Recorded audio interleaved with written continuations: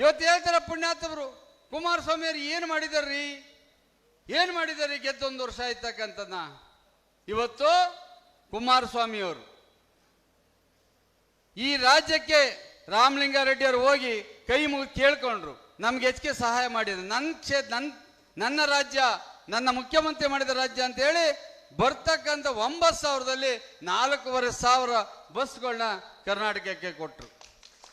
ಅದನ್ನ ನೋಡಿ ರೇವಂತ್ ರೆಡ್ಡಿ ಅವರು ಕಾಂಗ್ರೆಸ್ ಪಕ್ಷದವರು, ಅವರು ಹೋಗಿ ಕೇಳ್ಕೊಂಡು ಅವರು 2,500 ಬಸ್ ಇಟ್ಕೊಂಡ್ರು. ಚಂದ್ರಬಾಬು ನಾಯ್ಡು ಅವರು ಹೋಗಿ ಕುಮಾರಸ್ವಾಮಿ ಅವ್ರನ್ನ ಬಿಡದೆ ಅವರೇ ಖುದ್ದಾಗಿ ಹೋಗಿ ಅವರು ವೈಜಾಗಲ್ಲಿ ಇರ್ತಕ್ಕಂಥ ಆ ಒಂದು ಕಬ್ಬಿಣ ಕಾರ್ಖಾನೆಯನ್ನ ಪುನರ್ಸ್ಥಾಪನೆ ಮಾಡಿಕೊಂಡ್ರು. ಇವತ್ತು ಭದ್ರಾವತಿ ಕಾರ್ಖಾನೆಯನ್ನ ಓಪನ್ ಮಾಡ್ತೀವಿ ಅಂತ ಹೋದ್ರೆ ಏನ್ ಮಾಡ್ತಾರೆ ಮುಖ್ಯಮಂತ್ರಿಗಳು? ಗಣಿಗಾರಿಕೆಗೆ ಪರ್ಮಿಷನ್ ಕೊಡೋದಿಲ್ಲ ಅಂತಕ್ಕಂಥ ಮಾತನ್ನು ಹೇಳ್ತಾರೆ. ಭದ್ರಾವತಿ VSS ಉತ್ಪಾದನೆ ಸ್ಟಾರ್ಟ್ ಮಾಡಿದ್ರೆ ಇವ್ರಿಗೇನು ಕಷ್ಟ? ಕುಮಾರಸ್ವಾಮಿ ಅವರಿಗೆ ಹೆಸರು ಬಂದ್ಬಿಡ್ತದೆ.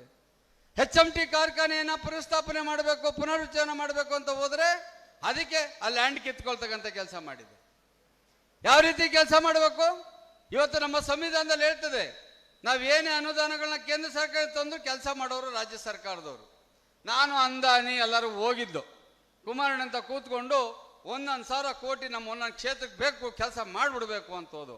ಕೊನೆಗೆ ಯೋಚನೆ ಮಾಡೋದು, ನಾವು 1,000 ಕೋಟಿ ಕೊಟ್ಟು ನಾವು ಈ ಮುಂಡೆ ಮಕ್ಕಳಿಗೆ 10% 100 ಕೋಟಿ ಕಮಿಷನ್ ನಾವೇ ಕೊಡಿಸ್ಬೇಕಲ್ಲಪ್ಪ ಅಂತ ಯೋಚನೆ ಮಾಡಿ ಬಹಳ ಕಷ್ಟದಲ್ಲಿದ್ದೀವಿ ನಾವೀಗ. ಯಾಕೆಂದ್ರೆ ಬುದ್ಧಿ ಪೂಜೆ ಮಾಡಕ್ಕೆ ಅವ್ರು ಬರ್ತಾರೆ, ಕೇಂದ್ರ ಸರ್ಕಾರದವ್ರು ಒಂದು ಚರಂಡಿ ಮಾಡಂಗಿಲ್ಲ, ಒಂದು ಮುರಿ ಮಾಡಂಗಿಲ್ಲ, ಮತ್ತೊಂದು ಮಾಡಂಗಿಲ್ಲ, ಎಲ್ಲದಕ್ಕೂ ರಾಜ್ಯ ಸರ್ಕಾರದವರೇ ಮಾಡಬೇಕಾಗ್ತದೆ.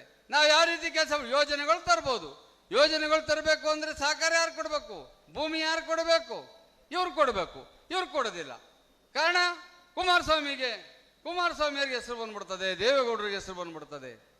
ಆದ್ರೂ ಸಹ ಇವತ್ತು ಈ ರಾಜ್ಯದ ಜನತೆ ಮೇಲೆ ಅಭಿಮಾನವಿಟ್ಟು ಕೊಬ್ಬರಿ ಬೆಳೆಗಾರರ ಕಷ್ಟಕ್ಕೆ ಸ್ಪಂದಿಸಿದ್ರು, ತಂಬಾಕು ಬೆಳೆಗಾರರ ಕಷ್ಟಕ್ಕೆ ಸ್ಪಂದಿಸಿದ್ರು, ಇವತ್ತು ಮಾವು ಬೆಳೆಗಾರರ ಕಷ್ಟಕ್ಕೆ ಸ್ಪಂದಿಸಿದ್ರು. ಯಾರು ಮಾಡ್ತಾ ಇದ್ದಾರೆ? ಇವ್ರ MP ಇಲ್ವಾ ಅಲ್ಲಿ? ಅವ್ರ್ಯಾಕೆ ಅದೆಲ್ಲ ಕೆಲಸ ಮಾಡ್ತಾ ಇಲ್ಲ? ಮಾತಾಡ್ತಾರೆ ಕುಮಾರಣ್ಣ ಬರೀ ಅಲ್ಲಿ ಏನಾದ್ರು ಕುಮಾರಸ್ವಾಮಿ ಅವರು ನೋಡಪ್ಪ ಇಂಥ ಕಡೆ ಒಂದು ಭ್ರಷ್ಟಾಚಾರ ಐತೆ ಅಂದ್ರೆ ಒಂದು 4 ಇದಾವೆ, ಪಟ ಬಂದ್ಬಿಡ್ತವೆ, ಬಾಯಿ ಬಂದ ಸಾಕ್ಷಿ ಕೊಡ್ರಿ. ನಾವ್ ಹೇಳ್ತೇವೆ ವಿರೋಧ ಪಕ್ಷದವ್ರು, ನೋಡಪ್ಪ ಇಂಥ ಇಲಾಖೆನಲ್ಲಿ ಭ್ರಷ್ಟಾಚಾರ ಆಗಿದೆ, ಎಷ್ಟು ದುಡ್ಡು ಹೊಡೆದಿದ್ದಾರೆ ನೋಡಯ್ಯ ಅಂದ್ರೆ ತನಿಖೆ ಮಾಡಿ ಭ್ರಷ್ಟಾಚಾರ ಮಾಡ್ದಲೆ ಸಾಕ್ಷಿ ಕೊಡಿ. ನಮ್ಗತ್ತಲ್ಲಿ ಇರ್ತದೆ ಸಾಕ್ಷಿ. ಯಾವತ್ತು ನೀವು ಬೆಂಕಿ ಇಲ್ಲದೆ ಹೊಗೆಯಾಡೋದಿಲ್ಲ ಅಂತಕ್ಕಂಥದ್ದು ಅವ್ರು ಅರ್ಥ ಮಾಡಿ ಗೊತ್ತಿರ್ತದೆ ಅದು. ಯಾಕೆಂದ್ರೆ ಇಡೀ ಸರ್ಕಾರವೇ ಅದರಲ್ಲಿ ಶಾಮೀಲಾಗಿರೋದ್ರಿಂದ ಈ ಕತೆ.